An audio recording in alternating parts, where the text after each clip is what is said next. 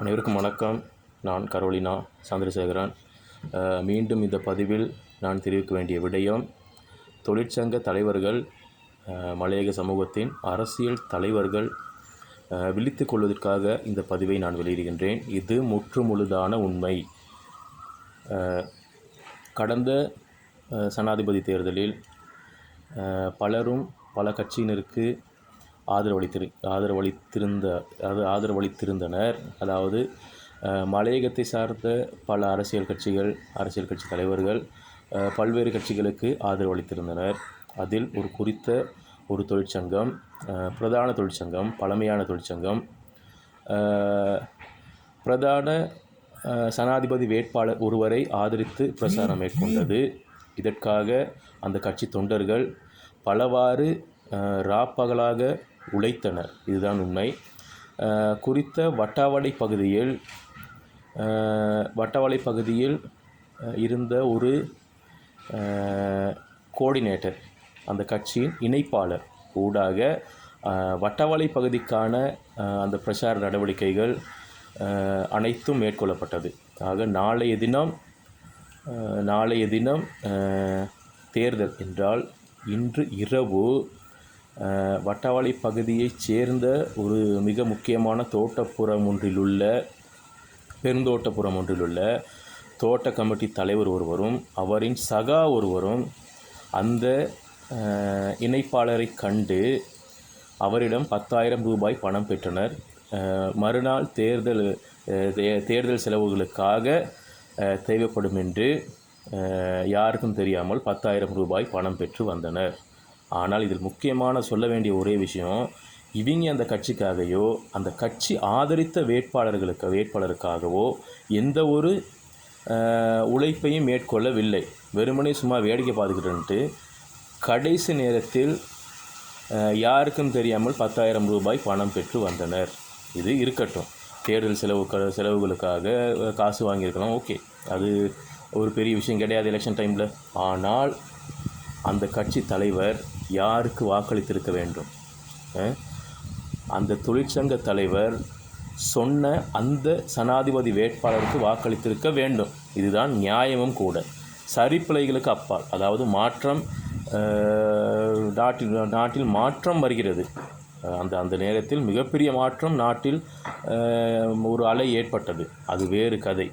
மக்களின் மனநிலை, அதாவது மனிதர்களின் மனநிலை மாற்றத்திற்குட்பட்டது. இது தவிர்க்க முடியாதது. இருந்தாலும் கூட அந்த தோட்ட கமிட்டி தலைவர் யாருக்கு வாக்களித்திருக்க வேண்டும்?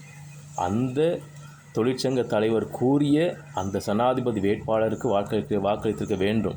ஏனென்றால் இதுதான் செய்ய வேண்டிய நன்றி கடன். ஆனால் அவருக்கு வாக்களிக்காமல் பிறிதொரு வேட்பாளருக்கு வாக்களித்து அலை எந்த திசையில் உள்ளதோ அந்த வேட்பாளருக்கு வாக்களித்து, நான் சொல்கிறப்போ உங்களுக்கு புரிஞ்சுக்கணும்னு நினைக்கிறேன். என்னிடமே சொல்கிறான், இந்த முறை நான் அவர் தான் வின் பண்ணுவார், நான் அவருக்கு தான் ஓட் போட்டு வந்திருக்கேன் அப்படின்னு சொல்லி எனக்கிட்டே சொல்கிறான். அடி கொஞ்சமாவது உனக்கெல்லாம் வெக்க முடியாடா? சரிப்பிழைக்கு அப்பாற்பட்ட ஒரு விஷயம் இது. நிச்சயமாக சரிப்பிழைக்கு அப்பாற்பட்ட ஒரு விஷயம். ஆனால் முதல் நாள் இரவு பணம் பெற்றுக்கொண்டு, அதே கட்சியில் பணம் பெற்றுக்கொண்டு இத்தனை வருடமாக அந்த கட்சியில் கொடுப்பதெல்லாம் வாங்கி தின்னுக்கிட்டு நீ வாக்களிச்சிருக்க யாருக்கு?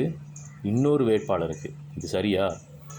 இப்படித்தான் தோட்ட கமிட்டி தலைவர்கள் எங்களுடைய அரசியல் தொழிற்சங்க தலைவர்களை ஏமாற்றி வருகின்றார்கள். இது முற்றுமுழுதாக நடந்த உண்மை, நான் கண்ணூடாக கண்ட உண்மை.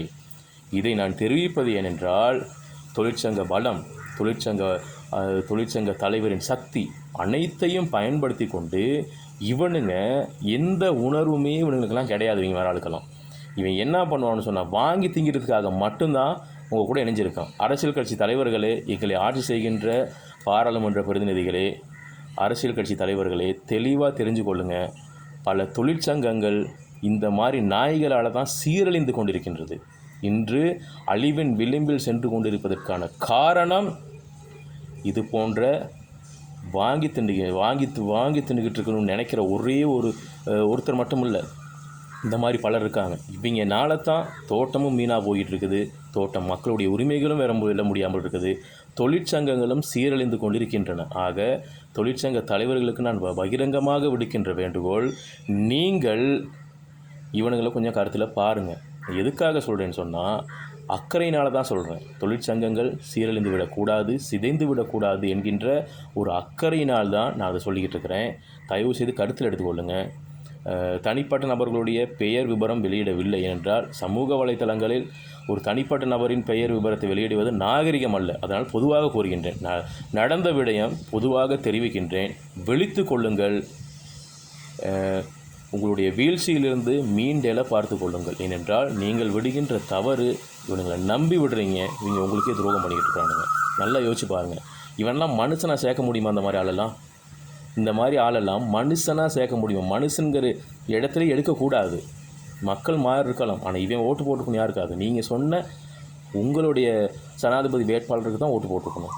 உங்களுடைய காசை வாங்கி தின்னுட்டு, உங்களுடைய சக்தியை பயன்படுத்திக்கிட்டு, உங்களுடைய வளங்களை சுரண்டி தின்று கொண்டு இவன் உங்களுக்கே துரோகம் அளிக்கின்றான். இப்படி செய்கிறவன் இந்த மக்களுக்கு நல்லது செய்வானா? ஒரு காலமும் செய்ய மாட்டான். ஏன்னா இவர்கள்தான் இந்த சமூகத்தை சீரழிக்கின்றார்கள் என்பதற்கு மிகச்சிறந்த உதாரணம் இது. ஒன்று மட்டுமல்ல, இன்னும் பல உள்ளது. ஒவ்வொன்றாக வெளியிடுவேன், ஒவ்வொன்றாக வெளியிட தயாராக இருக்கின்றேன். எது நடந்தாலும் பரவாயில்லை, எல்லாவற்றுக்கும் துணிந்து தான் அந்த இடத்துக்கு வந்து உட்காந்துருக்கிறேன். ஆக இன்னும் பல இருக்குது, ஒவ்வொன்றா வெளியிடுறேன். விழித்து கொள்ளுங்கள். நன்றி, வணக்கம்.